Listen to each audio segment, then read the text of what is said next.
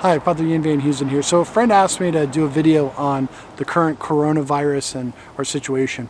And I think, I'm not going to get into the medical side of things. I think there's a lot to indicate that it may not be as bad as some people are afraid of.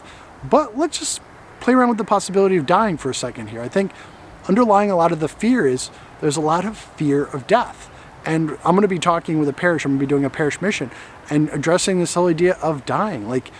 It's a good thing to encounter our fear of death and to recognize that death is not the worst thing, right? The worst thing is to be damned to hell. So we should approach these things. Now, also, I want to say this. Sometimes right now, a lot of people are really stuck in their ways, and that is we need to work with authorities. We need to work with church authorities. We need to work with government authorities.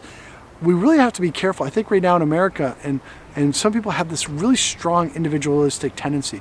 That is, they don't trust the bishops. They don't trust the Pope. They don't trust government authorities. And that's really the opposite of the Christian message. Even, you look at St. Peter in one of his epistles. I should look up the exact citation, but I'm a parish priest. I'm just kind of making this stuff on the fly. But it says to be obedient to authorities.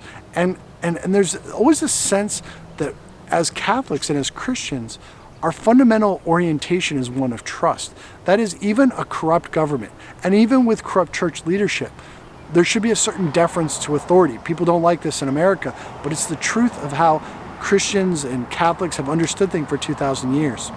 So the big thing, if you're afraid of dying, take that to prayer. Overcome the fear of death. Don't do anything irrational because you're basing it off of fear. Also, have that obedience to authority. Just trust, even if you disagree. Just go along with it. If in your diocese they've canceled masses, recognize that the church has the authority to do that. Don't fight it. When you fight against authority, that's disobedience. That's the mark of Satan. And I understand we all have strong opinions.